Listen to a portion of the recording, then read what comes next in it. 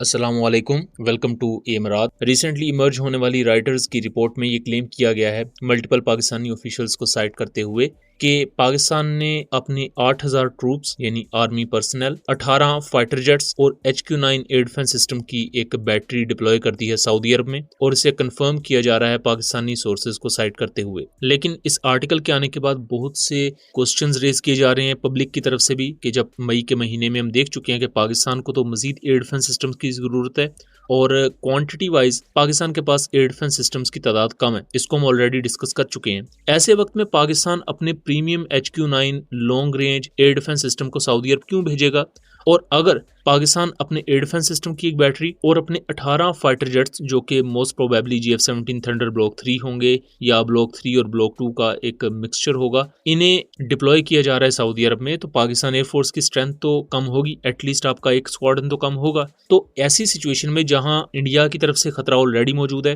अफगानिस्तान की तरफ से भी सूरत हाल कोई ठीक नहीं है। पिछले कुछ दिनों में हमने मल्टीपल सुसाइड ब्लास्ट और इस तरह के टेरर अटैक्स देखे हैं जो पाक अफगान सरहदों के करीब हुए हैं। ऐसी सिचुएशन में पाकिस्तान एक बड़ा चंक अपनी मिलिट्री में से वो भेज रहा है सऊदी अरब में, और उसमें भी ऐसा की इक्विपमेंट है पाकिस्तान मिलिट्री का जिसकी पाकिस्तान को बहुत ज्यादा जरूरत है। इस वजह से इस पूरी डेवलपमेंट को हम समझने की कोशिश करेंगे, क्या ये एक मास्टर स्ट्रोक है पाकिस्तान की तरफ से, क्या ये एक ब्लंडर है, या पाकिस्तान इस सिचुएशन की ऑलरेडी तैयारी करके बैठा हुआ था। अभी तक के लिए जो हमारे सोर्सेज हैं और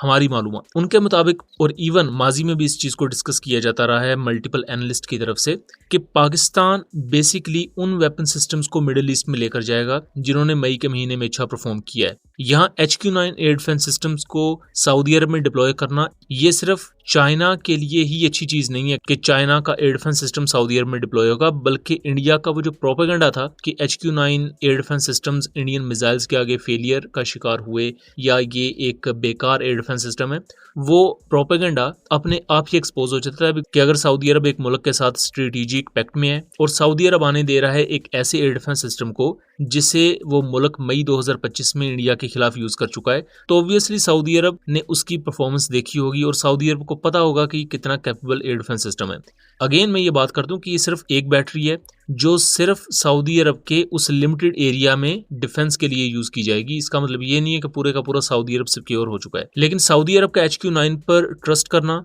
ये आपको वाजे कर देता है कि HQ-9 ने अपनी प्रीमिसेस में रहते हुए जो उसके पैरामीटर में चीजें आ रही थी मई 2025 में उसने बेहतरीन परफॉर्म किया अपने एरिया ऑफ रिस्पॉन्सिबिलिटी में, इवन दो कि पाकिस्तान के पास कम नंबर्स में HQ-9 की बैटरीज मौजूद थी। अब पाकिस्तान चूंकि एक स्क्वाड्रन फाइटर जेट्स का और एक एयर डिफेंस की बैटरी भेज चुका है सऊदी अरब में, और सऊदी अरब दूसरी तरफ इन्वेस्ट करने के लिए तैयार है पाकिस्तान के मिलिट्री कॉम्प्लेक्स में, ना सिर्फ पाकिस्तान के इंडिजिनस सिस्टम्स में बल्कि इसके साथ साथ पाकिस्तान जो डिफेंस एग्रीमेंट्स कर रहा है दूसरे कंट्रीज के साथ। अगर आपको याद हो तो 2024 से 25 के दरमियान चाइना ने मल्टीपल अटेम्प्ट्स की अपने J-35 को मिडिल ईस्टर्न या अरब कंट्रीज को बेचने के लिए, अपने कामिकाजी ड्रोन्स को बेचने के लिए, और इसी तरह का अपनी आर्मर्ड व्हीकल और एटसेट्रा ये मिलिट्री इक्विपमेंट बेचने के लिए। बट सऊदी अरब हो या कोई भी दूसरा अरब मुल्क, वो डायरेक्टली चाइना से इक्विपमेंट नहीं खरीदेगा। उसकी सबसे बड़ी वजह यह है कि अगर वो चाइना से डायरेक्ट इक्विपमेंट खरीदेंगे तो उनके ऑलरेडी सोवरेन एग्रीमेंट है अमेरिका के साथ, तो वो खराब होंगे। और इस वक्त अरब मुल्कों का जो ज़्यादातर मिलिट्री सिस्टम है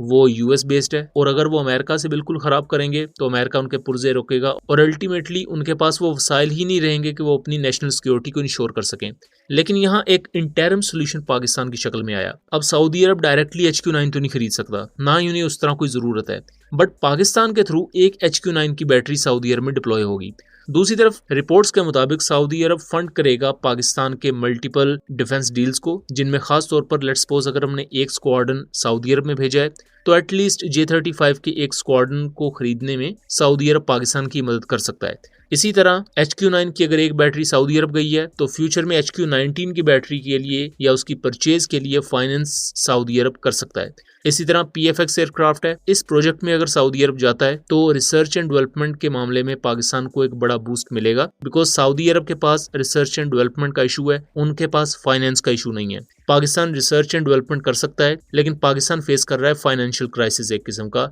या पाकिस्तान के पास इतने ज्यादा फाइनेंशियल रिसोर्सेज नहीं है कि बड़े प्रोजेक्ट्स को, खास तौर पर जैसा कि एयर डिफेंस सिस्टम को डेवलप करना, एक स्टेल्थ एयरक्राफ्ट को डेवलप करना, उसको इवन पाकिस्तान डेवलप कर भी ले तो आपको काफी ज्यादा इश्यूज फेस करने पड़ेंगे, या पैरेलल जो दूसरे आपके प्रोजेक्ट्स चल रहे हैं उनकी पेस को कम करना पड़ेगा, और इनमें से कोई भी ऑप्शन इस वक्त आप अफोर्ड नहीं कर सकते। ऐसी सिचुएशन में मेरे नजदीक पाकिस्तान के लिए सऊदी अरब किसी नेमत से कम नहीं है कि पाकिस्तान ने वहां अपना मिलिट्री सिस्टम डिप्लॉय किया। पाकिस्तान का चूंकि सऊदी अरब के साथ एक डिफेंस पैक्ट है, पूरे मिडिल ईस्ट में ये चीज भी वाजे होगी कि पाकिस्तानी मिलिट्री इक्विपमेंट इतना बेहतर है कि सऊदी अरब जैसी जो एक प्रोमिनेंट कंट्री है वो उसे अपने मुल्क में डिप्लॉय कर रही है डिफेंसिव पर्पसेस के लिए। और ये जितना बड़ा पैगाम इंडिया के लिए है उतना ही बड़ा पैगाम यूएई और इजराइल जैसे कंट्रीज के लिए भी है। और इस तरह सऊदी अरब और पूरी दुनिया की नज़र में चाइनीज मिलिट्री इक्विपमेंट और पाकिस्तानी मेड वेपन सिस्टम्स का जो स्टेचर है वो भी इनहेंस हुआ है। और फ्यूचर में जो पाकिस्तान को नेक्स्ट जनरेशन वेपन सिस्टम्स लेने के लिए फाइनेंशियल इश्यूज एक हद तक हम समझ रहे थे कि फेस करना पड़ सकते हैं,